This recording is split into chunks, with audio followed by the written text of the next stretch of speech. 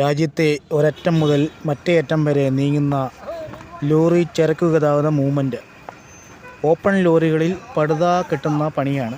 ലോഡിനെ സംരക്ഷിക്കാൻ പടുതയിട്ട് കയറ് കെട്ടുന്ന രീതി രാജ്യത്തെ ഭീവണ്ടി എന്ന പ്രദേശത്തു നിന്നുള്ള കാഴ്ചയാണ്.